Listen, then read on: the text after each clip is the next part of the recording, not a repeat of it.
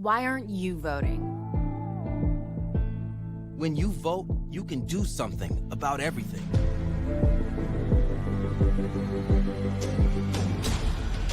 At voteforyourlife.com, it's never been faster or easier to make a plan to vote. Time is running out, but you still have the chance to use your power. Check your registration and make sure your address on file is correct. Find your state's deadlines, learn about local candidates, and request a ballot. You'll be able to see where candidates stand on issues you care about. Order a ballot request form to be mailed to you with prepaid postage, allowing you to vote early, easily, and safely. Make a plan to vote early by finding your nearest ballot drop box, in-person polling place, or local mailbox. And this is where you rise, this is where you shine, this is where you become the greatest of all time. History in the making. Vote for your life. Welcome to Corner to your political show on WVVS 103.7 The Beat. Before I introduce my guests, I have some housekeeping to do. I want to thank 98 Petty Lane. I'm wearing a new shirt that says silence is compliance, and so we don't want to do that. So thank you for that. Also, don't forget about October is Breast Cancer Awareness Month. That's why I have my pink ribbon and wearing this crazy bandana. It has pink in the back. I want you to remember that you have to register, and you can register online October 19th up until 19 October. The website is michigan.gov. After that, you have to register at your clerk's office. You have 31 days, 10 hours, and several minutes. Now, there's nothing to it but to get to it. Let's get to this rumble. I have to say this before I introduce our guests. Our president, first lady, and several people in the White House is sick. They caught the virus. This is not a time to be pointing fingers. This is a time to pray for anyone that is sick with this virus in this country and around the world. It would be like if the pilot of the airplane, you didn't like them because of the turbulence, and you don't want bad things to happen. You don't want bad things to happen to our president. So please pray for them. I don't care what party you are. We need them. Now, let's get to it. My guest today, we're going to talk about the debate, and Ray Anthony Verwise is his name, and he's representing the right. Hello, my wife is on. Hi, Emmy. And to the left, and a scholar, David Taki is going to be representing the left. So what we're going to do is, to make this fair, we're going to go to a clip. And we have 2 minutes to talk about it. Each guy will have 2 minutes to talk about it. I'll talk about it, and then we'll go to the next clip. At 2:30, we'll take a break, and then we'll get to it. Guys ready? Absolutely. It's time to go. Let's go to the first clip. You have repeatedly criticized. I have to answer his statement. No, you have repeatedly. Wait, you have no, you've been talking back and forth. He made a statement. I'm asking you. I would love to end it. Sir, I would love to end it. If you want to switch seats, we could very quickly. We could do that. But I'd send in the National Guard. It would be over. There'd be no problem. Okay. But they don't want to accept the National Guard. You have repeatedly criticized the vice president for not specifically calling out Antifa and other left-wing extremist groups. But are you willing tonight to condemn white supremacists and militia groups and to say that they need to stand down and not add to the violence in a number of these cities, as we saw in Kenosha and as we've seen in Portland? Sure, are you I'm prepared to do specifically that, do it? Well, go ahead, sir. I would say almost everything I see is from the left wing, not from the right wing. So what are you saying? I'm willing to do anything. I want to see peace. Then do it, sir. Say it. Do it. Say it. Do you want to call him? What do you want to call them? Give me a name. Give me a white name. Supremacists and who would you like me to condemn? White supremacists and right Proud Boys. Stand back and stand by. But I'll tell you what. somebody's got to do something about Antifa and the left, because this is not a right-wing problem. This is a left-wing. FBI director This is a left-wing problem. White supremacist. Antifa's an idea, not an organization. Oh, you got to be not kidding. malicious. That's what It's an idea.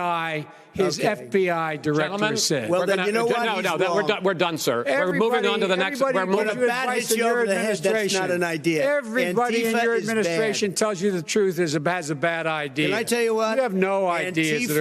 Antifa is a dangerous, All right, radical gentlemen, group. we're now moving on to the Trump And and you ought to be Biden careful records. with them. They'll overthrow you. When a in 2 president, seconds. I'm going to ask a question. Hey, NBC News viewers, thanks for checking out our YouTube channel. Subscribe by clicking on that button down here and click on any of the videos over here to watch the latest interviews, show highlights, and digital exclusives. Thanks for... All right, Paul, you can cut that. All right, I'm going to flip a coin. Call it, Ray. Heads or tails? Heads. Okay, you get your choice, to take it or to defer. David could go ahead first. Go ahead. David, you got it. So this has become maybe the most talked about part of this debate, and it is centering around the idea that President Trump, in this particular bit, refuses to condemn openly white supremacist and violent organizations when offered the opportunity to specifically denounce the Proud Boys. He does not denounce the Proud Boys by name. He does not take a strong stance against them. He does say, previous to the point in this debate, sure, when asked if he would denounce white supremacy, but his statements after the fact to these Proud Boys to stand down and stand by have been interpreted by many in the media and across the country as being a threat. And when combined with his statements surrounding this particular clip about having people go to the polls and his continued conversation about non-existent election fraud, or the idea that he's attempting to delegitimize this election, this has been seen as a grave threat, that he is taking a group that is known specifically for its Western chauvinism, its racism, its sexism, and its violence, and putting them on standby to await further orders to potentially interfere with the process of voting or to intimidate individuals as they engage in the process of voting. That has been the big takeaway from this clip. And to some extent, the White House, through its various different apparatuses, has tried to walk back and say, no, that's not what he really meant by this. The president's silence specifically on this is telling, that he himself has not come down to strongly condemn this or to specifically condemn these Proud Boys. The Proud Boys, in response to this, have taken this up as their new slogan to the degree in which they've incorporated into their organizational logo.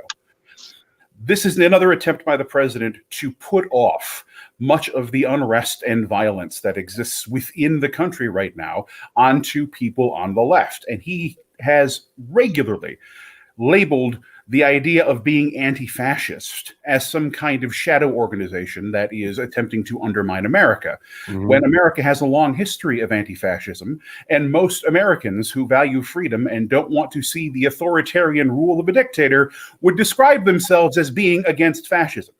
So that's why this clip has taken on such additional life around the country, and why the debate about whether or not something like Antifa as an idea is an idea or an organization has been so hotly contested. All right. Ray, your response. Well, first off, I'm not sure how many times the president of the United States has to condemn or stand against white supremacy, white supremacists, the KKK, and other groups of their type are of such a small number and such a non-factor. They have been for a long time. There's always going to be a couple of people or a handful of people who hold some horrible views. But at the time of the debate, and I believe the president, when he says this, he didn't know who the Proud Boys were, which how can he know every single group out there and what they stand for and what they do? And the original question from Mike Wallace was, do you condemn white supremacy and militia groups? Which is ridiculous. Many militia groups are just patriots who want to defend small business and want to stand up for their rights. And so that would be a horrible thing to try to condemn people as a whole in that way, which he did not do. And The Proud Boys, to me, is very interesting because I don't know a ton about them other than just recently here, just after the debate, the Proud Boys got together and had a press conference with Black Lives Matter in Utah, where they all stood against white supremacy. The Proud Boys certainly don't stand for that, apparently. But, he has again and again, constantly and repeatedly said that he stands against white supremacy and the KKK or whatever the case. So I'm not sure how much time he has to continually dedicate to this when in fact he's right. The truth is, with the fires burning and the cities being destroyed, these aren't being done by these handful of people and militia groups and whatnot. These are being done by Marxist organizations like Antifa, and holding hands with them doing this stuff are Black Lives Matter. So these are the groups that are causing the problems all over the United States, using little half pieces of information or not knowing all the info, just looking for the opportunity to create chaos. And of course, what doesn't help are Democrat mayors and governors who just let it happen, let their cities burn, and then turn around and ask for help. So I think he's right when he says the problem that we're having right now isn't related to these handful of people, these militia people. He tries to talk about. They try to talk about the situation in Kenosha, Wisconsin. We can talk about that individually if you wish, but as a grand whole of things, there is no problem being created by militia groups. There is a problem being created by an actual organization, and I'm sorry that the former vice president doesn't have a board of operations to talk to when it comes to Antifa, but they most certainly are an organization, and they are a group, and they show up in force. They show up on these beautiful buses even, right alongside the Black Lives Matter. So they're very well funded, and they most certainly are a group, an organization. They're not just an idea, unless ideas are burning down our cities, which I definitely don't believe that's the case. I'm gonna come back at you, Ray, and say this. Do you feel, and David, this can be a question addressed to you when it comes down to these people? Hey, Anthony Miller, when you see these marches in these cities, I see there are groups that are coming in that are being bussed in, but I just don't see it's to the left, Ray. I see it's right wingers and left, both coming in. And when you see, this is what I see. I see when you have these marches, you have people that legitimately are marching for peace or change. And but then you have some opportunists, the bad apples.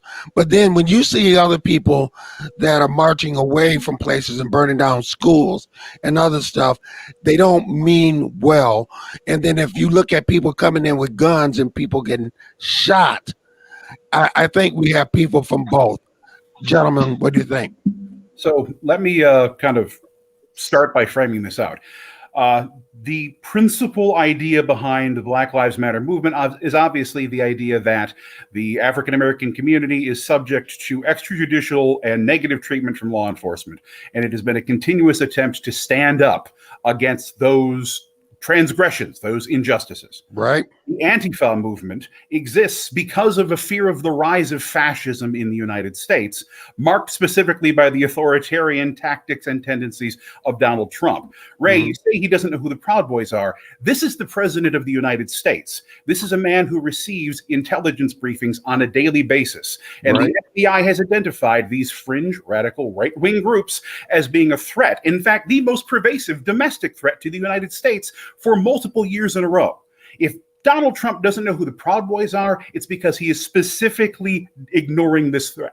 So and to that, the FBI, the leader of the FBI said that the two things that domestically wise, and one of them was white supremacists. That's the mouth of the FBI director.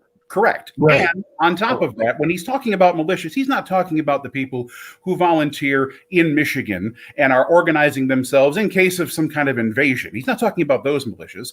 He's generally speaking specifically about the Boogaloo movement, which in and of itself is an organized, militant, generally anarchic militia that is threatening people around the country and whom we've seen several arrests made as this Boogaloo movement has participated in violence against our peoples. Black Lives Matter movement as a whole has been analyzed. People have been looking at it. And it turns out well over 90% of the Black Lives Matter protests are entirely peaceful. Of those that are violent, most of that violence comes in the form of scuffles. And yes, there has been looting and burning, which happens after football games. It's not a characteristic unique to the Black Lives Matter movement, nor is that violence unique to people who are attempting to fight for justice. I will. Great. I've been to a Michigan State game and have seen stuff burned down. Sure. That's true. Okay, Ray. I tell you something. What happens potentially after a football game, when they talk about violence, would be a car or some garbage cans. But I've never seen after a football game a Target being looted and an entire car dealership being burned to the ground. So I'm sorry, that's not anywhere near a fair comparison. But and on top of that, we're talking about football. Yeah, whatever. That's two completely. The reason things are burning when it comes to Antifa, which by the way, Antifa, on BLM, right? So Antifa, even though if you go back to its origins in Europe, was anti-fascist. Yes, that is the technical definition of what Antifa in the United States is absolutely not the case. Antifa in the United States is here following a Marxist playbook. They are creating chaos on purpose. This is not an anti-fascist group by any means. This is an anti-government group. This is a group that would prefer for there to be no government. That's what you had that Chad, that nonsense out in the Northeast, where they wouldn't even let police and paramedics get to people who are injured or shot. This is what Antifa is. And when they can do things like Chad, they most certainly are an organization, and they are not the anti-fascist organization that we recognize that originally came out of Europe. These are not the same things. And to the idea that somehow it's not really a group and it's just an idea, and yet you're able to define what they stand for is interesting. Regardless, generally, specifically or not, that's an interesting statement by itself about militia groups. The vast majority, when Mike Wallace says militia groups, it's hard to know exactly what you're framing when he says that. So I'm glad he didn't answer it specifically. And I'm sorry that every single inconsequential organization isn't immediately on the front of the president's mind. I imagine the president has a lot more going on than the actual constant actions of a group that the Black Lives Matter people agree is not a racist or a white supremacist organization, meaning the Proud Boys. But are they? But Black Lives Matter does not agree that the Proud Boys are not a racist organization. Neither does the Southern Law Poverty Center. I don't care what the Southern Law Poverty Center does because they're ridiculous. The things they come up with. But the Southern Poverty Law Center is a far left organization, not much different than any other far left organization. I could care less what the Southern Poverty Law Center says. Okay, guys. Stand up for specifically white chauvinism. Okay, guys. Hold on. I don't want you guys to talk over each other. I got to make an announcement. Okay, Joe Biden and his wife tested negative for the virus. Good. Real quick, how do you guys feel about they decided to release the Breonna Taylor judge notes from the grand jury? That's fine. People want the information. Grand juries are interesting from the standpoint that they are, from what I understand, they're usually a closed session. Grand juries, for those who don't know, a grand jury in the states that have them are there to determine whether or not there's enough evidence for there to be a case, to be charges brought. And so that's what a grand jury. So normally those are closed because until it's determined that there is a case or a warrant for a case, it's generally believed that that information shouldn't be out there because it become prejudicial and things of that nature. But if they want to get the information out there and they decide as a state to release that, fine. I'm fine with it. David? Absolutely. This is about public trust. The grand jury process is deliberately opaque. The means by which the grand jury is going to return an indictment or not return an indictment are going to be unknown to the people in the community. And since the Breonna Taylor case is such a hot point in the Louisville community, it's critical that people see what came before the grand jury. They need to know whether or not the evidence supported an indictment or did not support an indictment. And the only way that's going to actually be communicated clearly to the community is if they get to see what was before the jurors. Okay, let's go to the next clip, and then we'll be taking a break. During the Obama-Biden administration, there was tremendous division. There was hatred. You look at Ferguson, you go to many places. Look at Oakland. Look what happened in Oakland. Look what happened in Baltimore. Look what happened. Frankly, it was more violent than what I'm even seeing now. Oh, my but Lord. The reason is that ridiculous. the Democrats that run these cities ridiculous. don't want to talk like you about law and order. Violent and you crime, still haven't mentioned. violent Are you crime. in favor of law and order? I'm in favor of law. You follow Are you it in and a little favor bit of law and order? Go yes, ahead, I'm say in it. favor. You Everybody's asked a in favor question, of let him finish. Law and order. Law and order. Let him answer. Law and order with justice, where people get treated fairly. Okay. And the fact of the matter is, violent crime went down 17%, 15% in our administration. All right. It's gone up on his watch. Went down much more in ours. All right, we're now. Mr. President, you're going to. Mr. President, every record in the Mr. book. President, you're going to be very happy because we're now going to talk about law and order. Places we had trouble were Democratic-run cities. That's exactly my question. Democratic. There has been a dramatic increase in homicides in America this summer, particularly, and you often blame that on Democratic mayors and Democratic governors, but in fact, there have been equivalent spikes in Republican-led cities like Tulsa and Fort Worth. So the question is this really a party issue? I think it's a party issue. You can bring in a couple of examples, but if you look at Chicago, what's going on in Chicago, where 53 people were shot and 8 died, shot. If you look at New York, where it's going up like nobody's ever seen anything, the numbers are going up 100, 150, 200%. Crime. It is crazy what's going on. And he doesn't want to say law and order because he can't, because he'll lose his radical left supporters. And once he does that, it's over with. But if he ever got to run this country and they ran it the way he would want to run it, our suburbs would be gone. By the way, our suburbs would be gone, and you would see problems like you've never seen. He would know a suburb unless he took a wrong turn. Oh, I know suburbs. He would not. So much Go ahead. Wait a minute. I was raised in the suburbs. This is not 1950. All these dog whistles on racism don't work anymore. Suburbs are by and large integrated. There's many people today driving their kids to soccer practice and or to black and white and Hispanic in the same car as there have been any time in the past. What really is a threat to the suburbs and their safety is his failure to deal with COVID. They're dying in the suburbs. His failure to deal with the environment. They're being flooded. They're being burned out because his refusal to do anything. That's why the suburbs are in trouble. I do want to talk about this issue of law and order, though. And in the joint recommendation that came from the Biden-Bernie Sanders task force, you talked about, quote, reimagining policing. First of all, what does reimagining policing mean, and do you support? It means. Let me, if I might finish the question. What does reimagining policing mean, and do you support the Black Lives Matter call for community control of policing?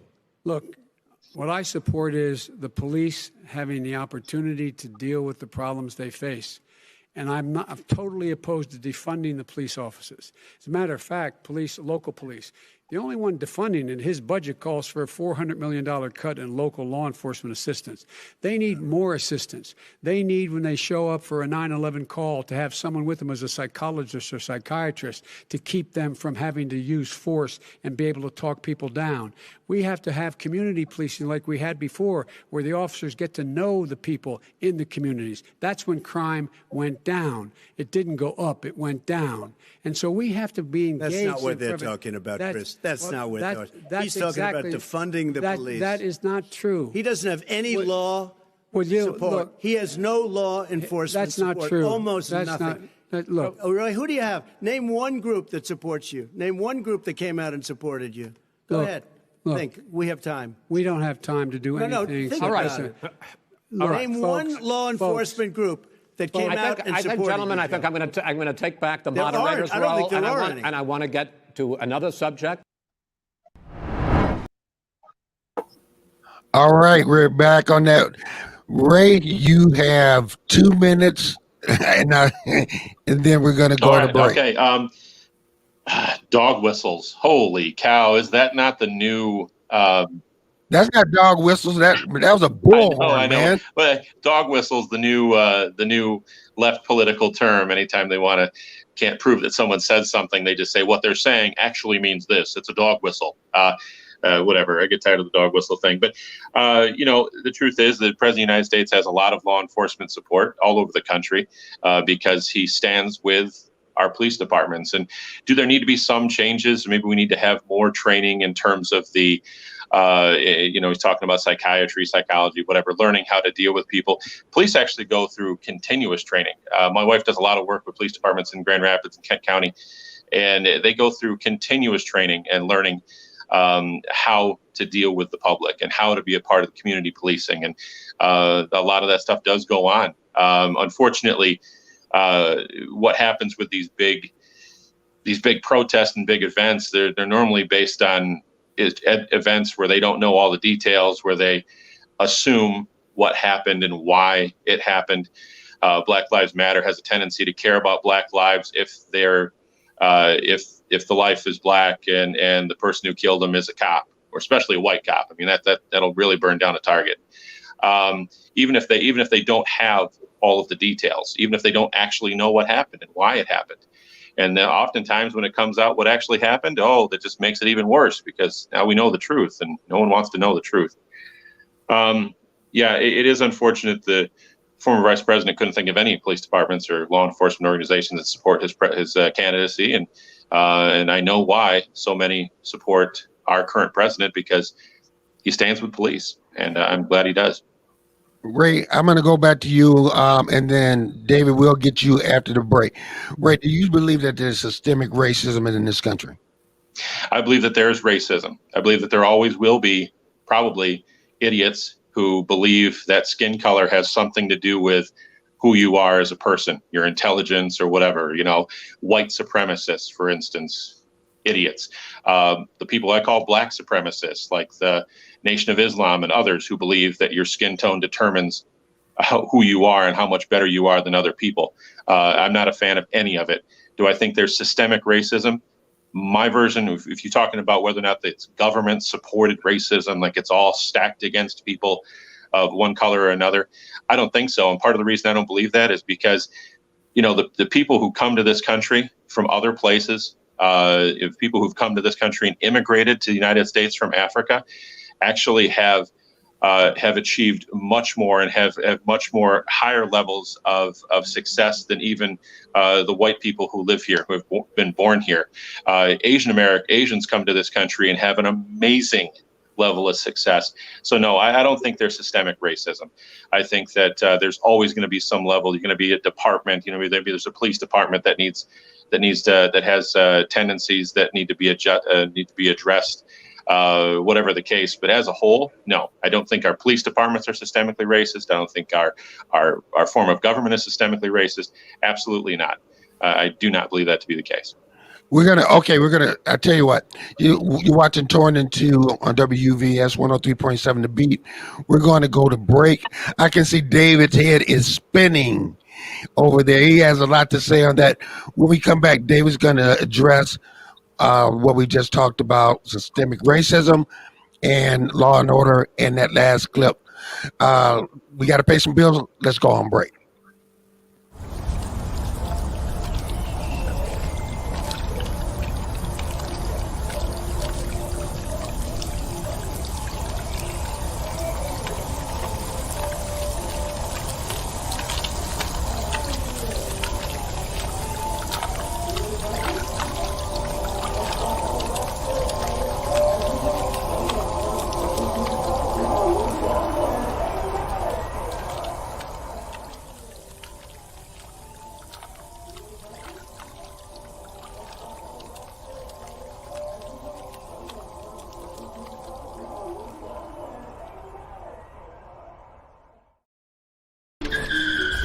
I could go back and change it all,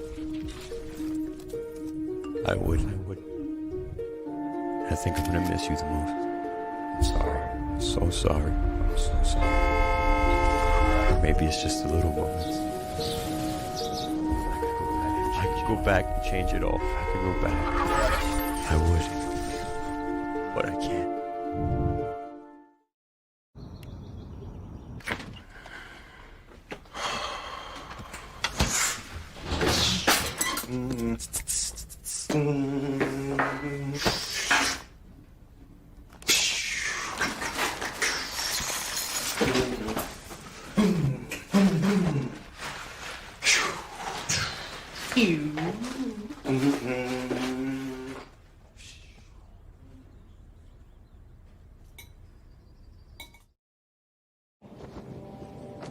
America, land of the free. It's at the core of who we are. Freedom. The freedom to live without fear, to drive through all 50 states, to sleep safely in our own beds, the freedom to jog where we please, to watch birds in the park, to wear a hoodie, the freedom to breathe. Before we celebrate the freedom most Americans have, we must fight for the freedom all Americans deserve. Because no matter your religion, gender, disability, age, race, all lives can't matter until Black lives matter.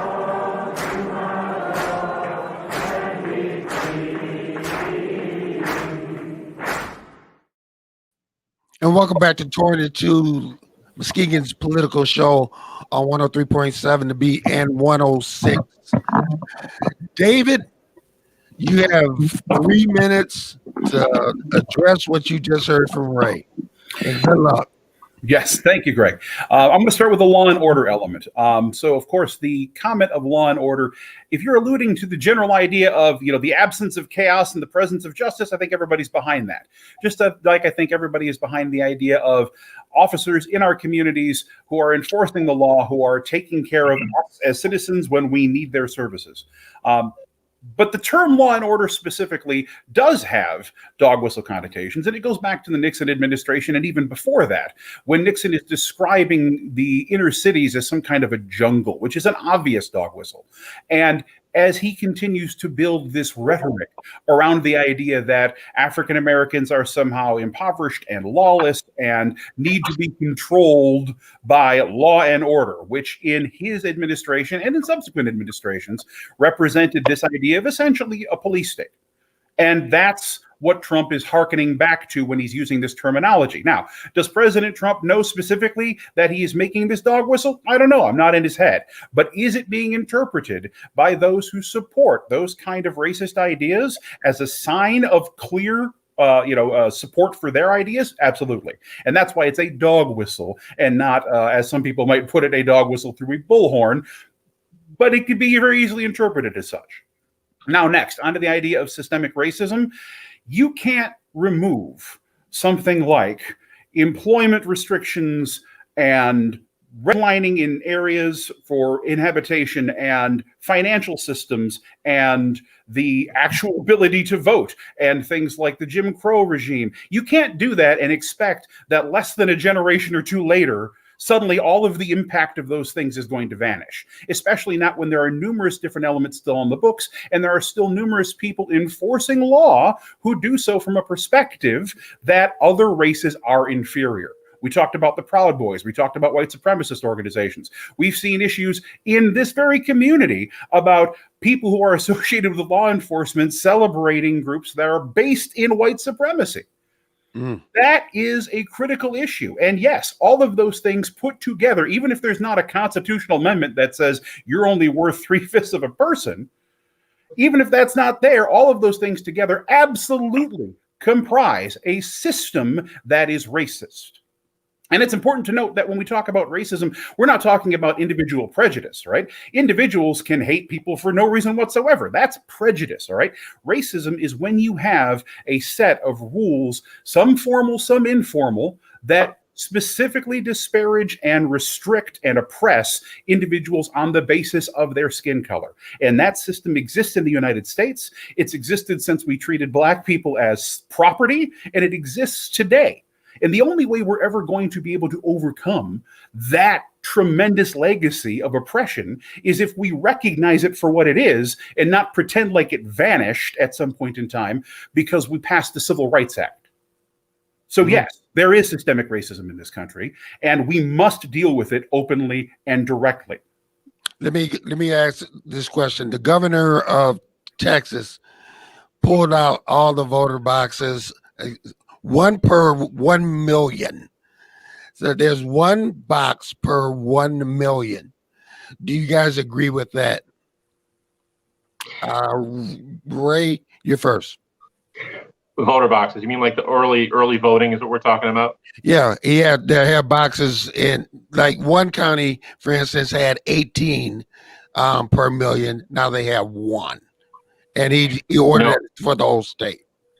In general, I'm not a fan of a whole lot of early voting. I'm not a fan of much of it. I think there's something to be said for the effort that it takes to get registered to vote on time. And then when voting day comes, you go to vote.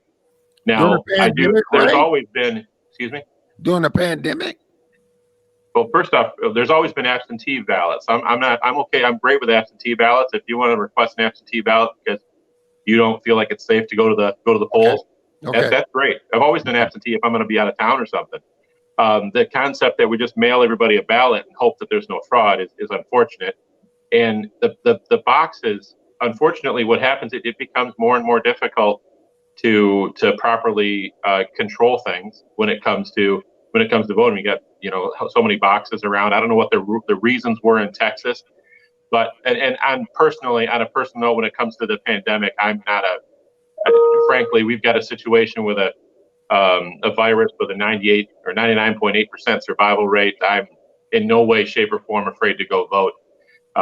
In fact, frankly, I don't wear a mask anywhere I go because I think it's just a part of an oppressive thing. But regardless, I'm not a big fan of the whole, generally speaking, this attempt to make, instead of having a voting day, have a voting season, however people want to look at it. I'm not a fan. I think that the election needs to be done for the most part on election day, which would be nice. Minus, of course, those military ballots that take some time to come in as they're serving their country. But the number of boxes, I'm not a big. I don't think it's a big concern. We've got places to go vote, so get registered on time and go vote. David, it's a tremendous concern. The idea that you would reduce the number of ballots and specifically the amount of ballot drop-off locations for a community of millions down to one spot creates a massive amount of logistical challenges for people who are attempting to make sure that their ballot is actually processed. Expanding the franchise, guaranteeing more people the opportunity as citizens of the United States to use their fundamental constitutional right to vote is a good thing. And there are numerous states that have done vote by mail or expanded early voting for years and have seen virtually no fraud whatsoever. So there's not an argument to be made as to why the idea of giving people more opportunities to have their voice heard through the democratic process is a bad thing.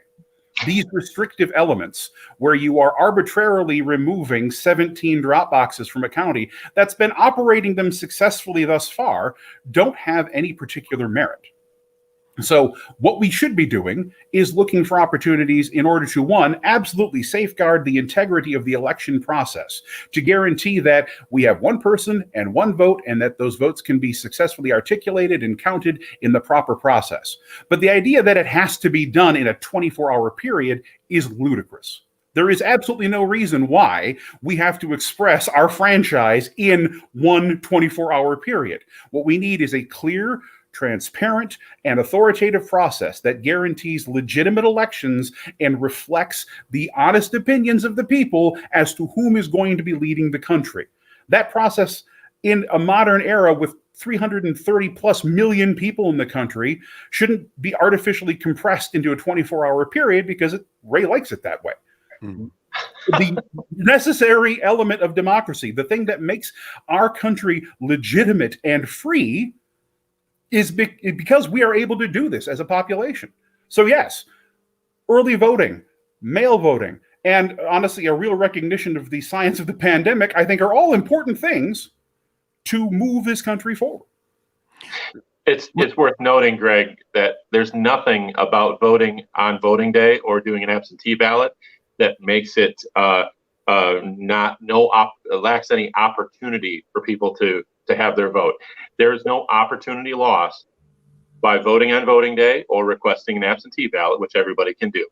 No opportunity is lost at all. So in order to somehow, if we somehow need to expand opportunity, I'm not sure if making a phone call, whenever you want to, months ahead of the election or whatever it is, and request an absentee ballot is somehow making you're showing a lack of opportunity for people to express their fundamental right to vote. It most certainly does not. It's not a difficult thing to do. And if those who want to vote in person don't have the opportunity to because they're working during the hours of election day, there's absolutely nothing wrong with having early voting places. That's an absentee ballot. It works well. No, I'm talking about early in-person voting.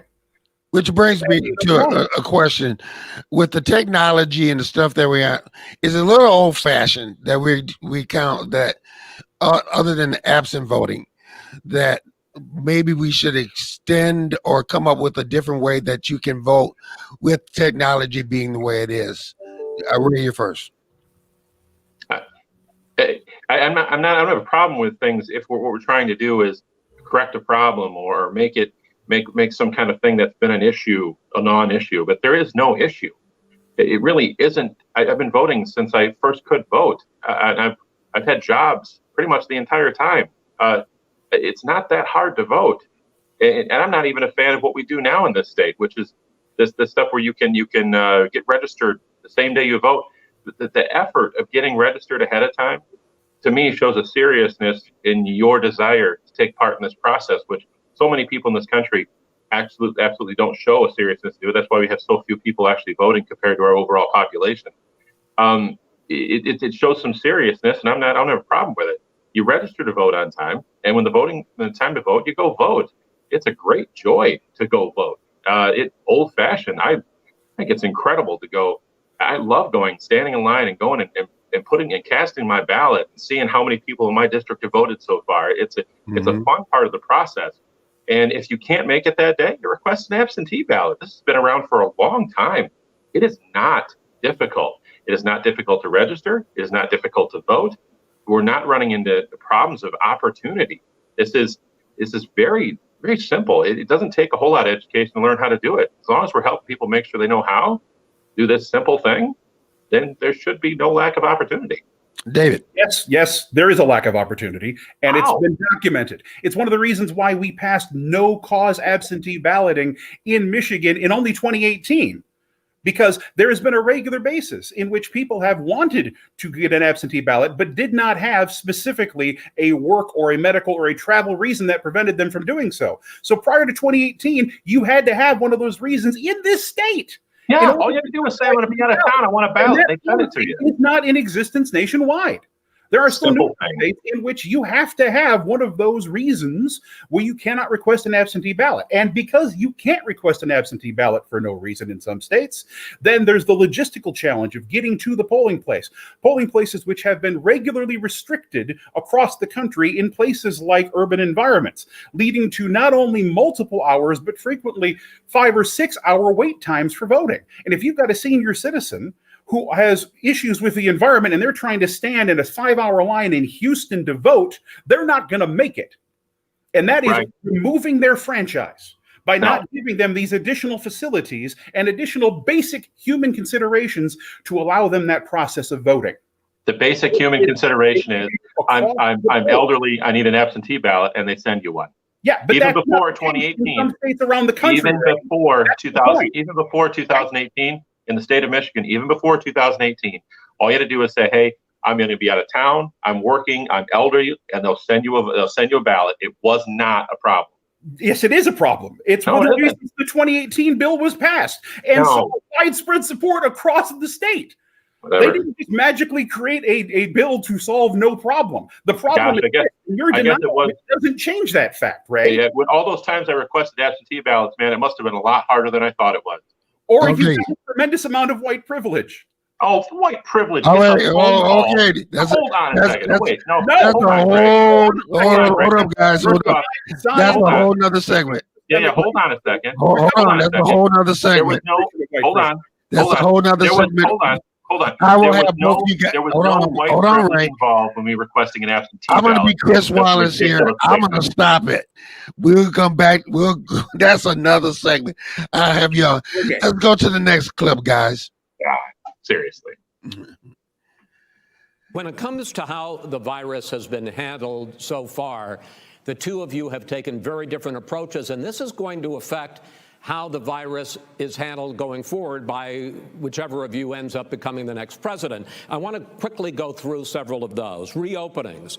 Vice President Biden, you have been much more reluctant than President Trump about reopening the economy and schools. Why, sir? Because he doesn't have a plan. If I were running, I know what the plan is. You've got to provide these businesses the ability to have the money to be able to reopen with the PPE as well as with the sanitation they need. You have to provide them Nancy Pelosi. Well, he's just shush for a minute. Tell it to Nancy Pelosi and Schumer. By the way, Chuck. Nancy Pelosi and Schumer, they have a plan.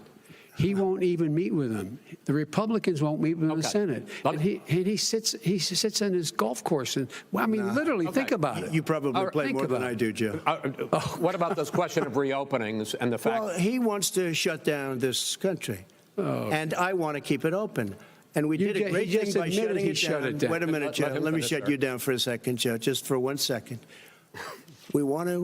He wants to shut down the country. We just went through it. We had to because we didn't know anything about the disease. Now we found that elderly people with heart problems and diabetes and different problems are very, very vulnerable. We learned a lot. Young children aren't. Even younger people aren't. We've learned a lot. But he wants to shut it down. More people will be hurt by continuing. If you look at Pennsylvania, if you look at certain states that have been shut down, they have Democrat governors all. One of the reasons they're shut down is because they want to keep it shut down until after the election on November 3rd. I want to move on to another subject. I want to move on to another subject. All right. First question. There was a question by Anthony Miller. David, are you a Toastmaster? Am I a Toastmaster? No, I am not a Toastmaster. I'm familiar with the organization, but I've never gotten into it. Okay. All right, David, you're up on this segment. So this is talking about the pandemic response. And tragically in this country, the pandemic response has been nakedly and woefully inadequate.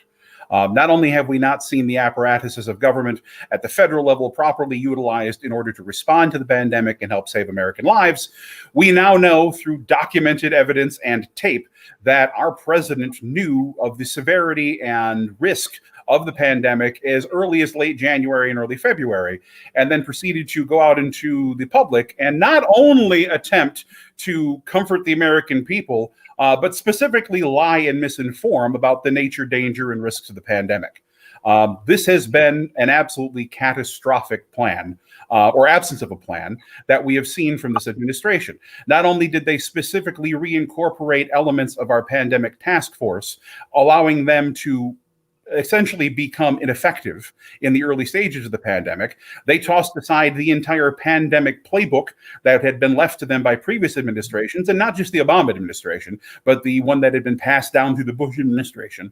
And they have spent the vast majority of their time either minimizing the impact of the pandemic, dismissing the impact of the pandemic, challenging the science, pushing nonsensical and unsupported cures, and essentially making this into a political issue.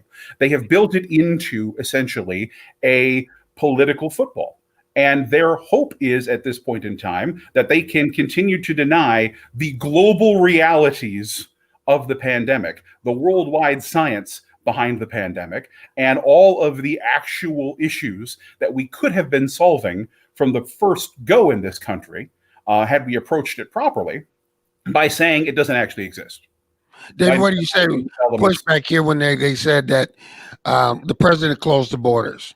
Yes, the president did close the borders to China, but the problem was that the pandemic had already spread to Europe. He did not close the borders with Europe, which is why we saw the massive rates of infection in New York City, because all of the traffic from Europe was still coming into New York City. I don't frankly care about whether or not he closed the China border first. Many people interpret it as racist. I'm beyond the point of whether or not him specifically singling out China to be the source of the pandemic and somehow blaming them or the WHO is relevant. If you are going to attempt to close a border or a series of borders in order to prevent the spread of a viral infection, you have to close all of them, right? So, yes, if he wants to take credit for the fact that he closed the borders in China, sure. He's also at fault for not closing the rest of the borders where we had active intelligence that the pandemic was spreading.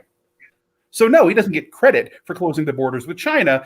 He didn't close all the borders. We needed to shut down and prevent that spread from happening. He failed to do that, just like he failed to properly inform the American people. He failed to properly use his powers as president in order to create personal protective equipment. He lied about the nature of the pandemic. He misinformed the public. So, yeah, great. You got China's borders closed, or the border with China closed. Congratulations. But you've absolutely, neglectfully, potentially maliciously caused deaths of tens of thousands of Americans with everything else that you did not do. Ray, go ahead.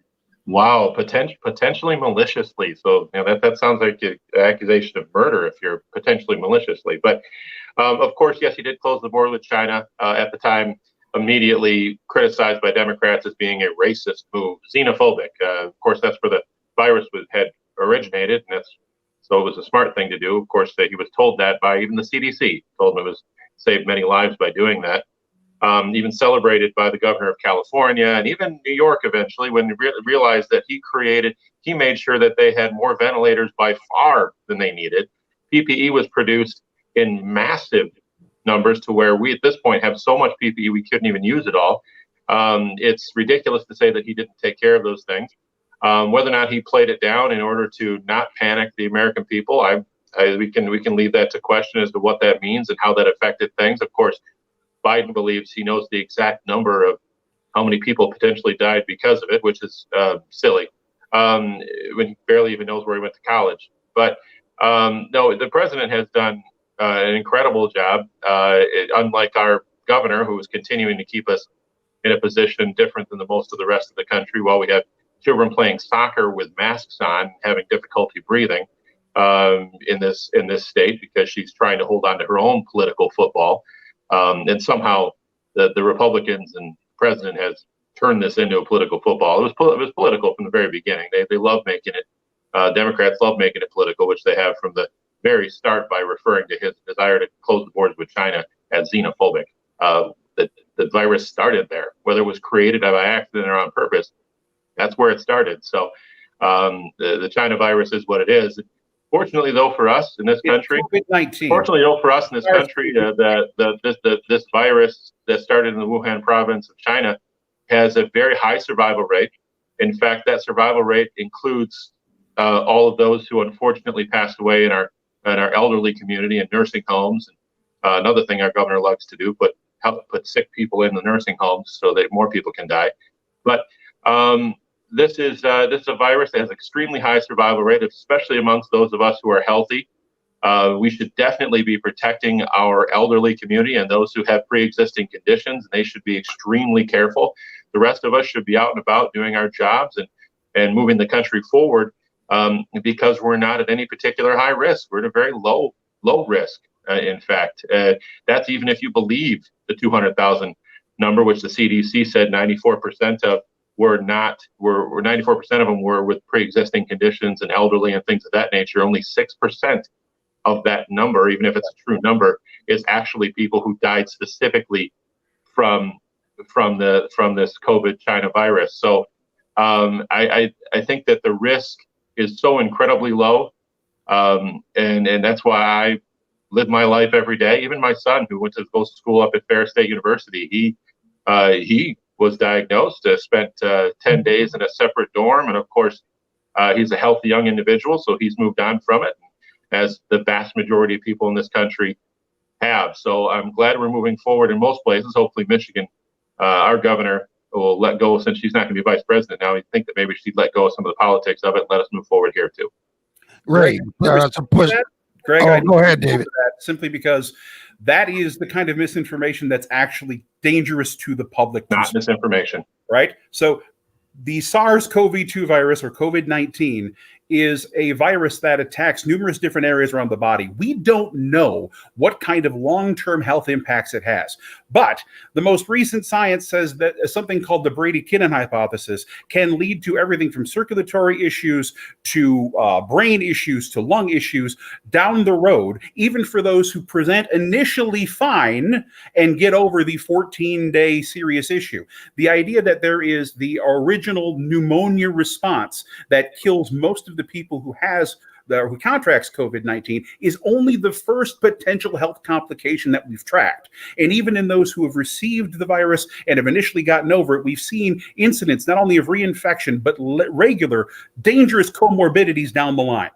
In addition to all of that, all right, when it comes to the way that the COVID virus affects the body, the dangers go well beyond simply, having an initial illness. We cannot understate the severe risk that happens for individuals. And yes, 94% of the individuals who had it had some kind of pre-existing condition or comorbidity.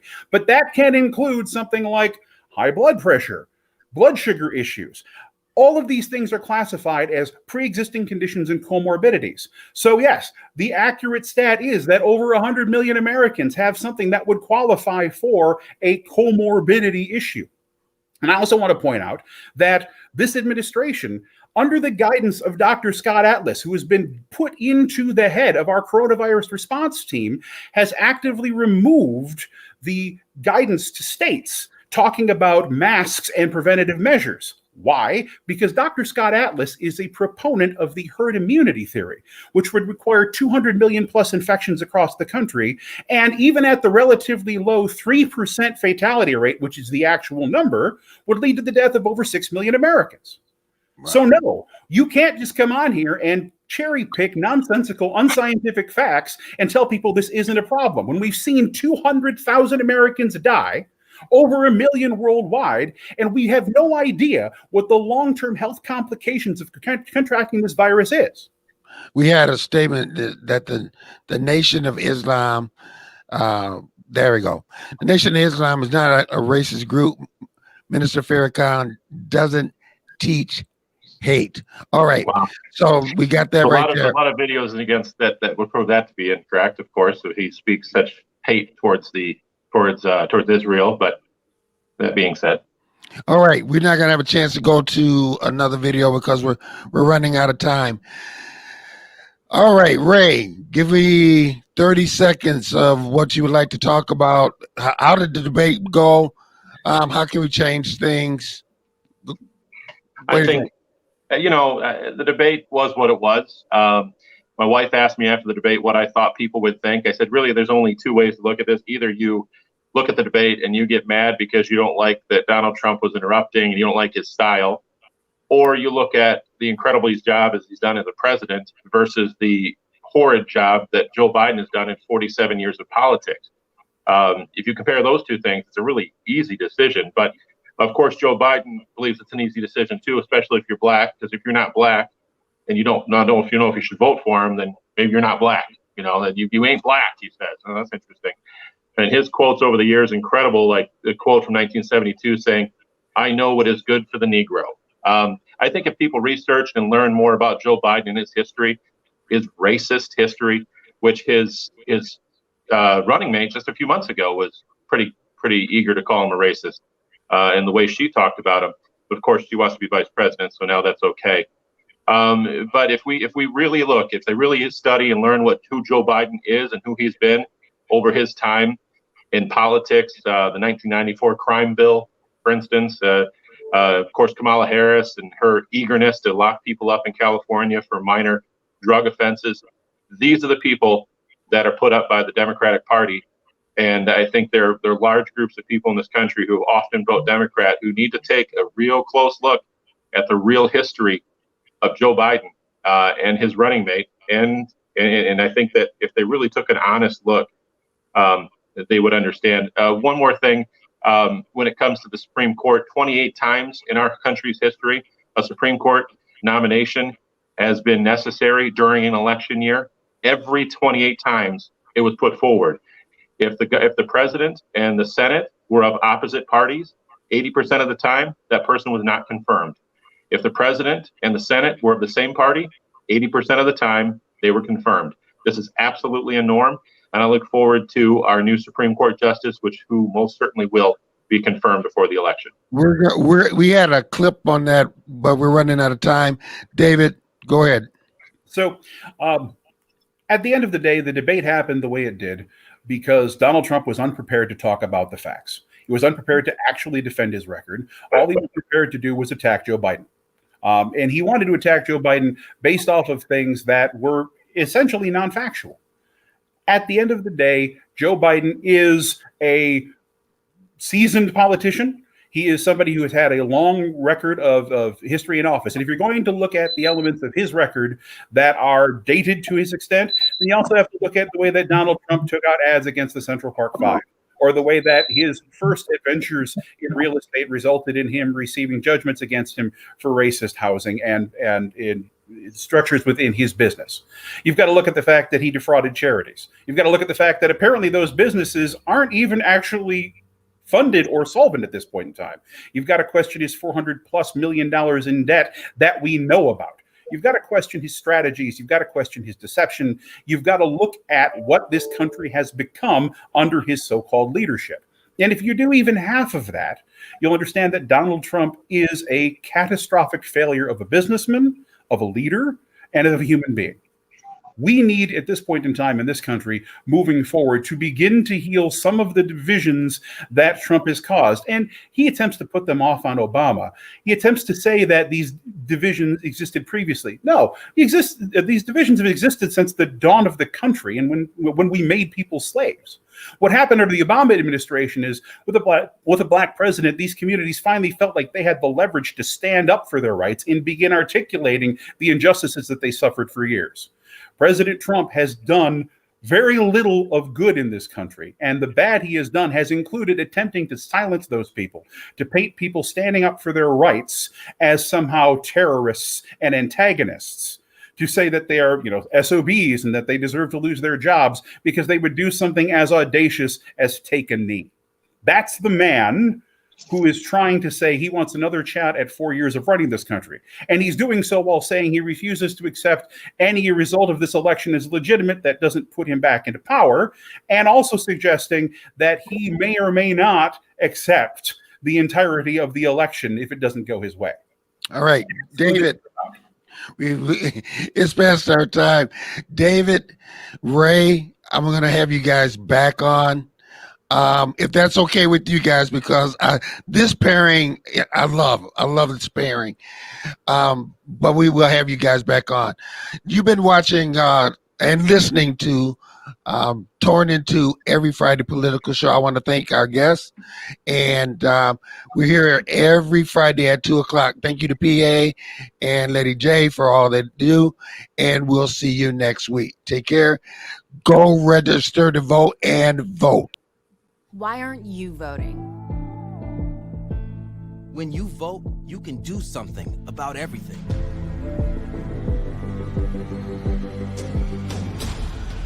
At voteforyourlife.com, it's never been faster or easier to make a plan to vote.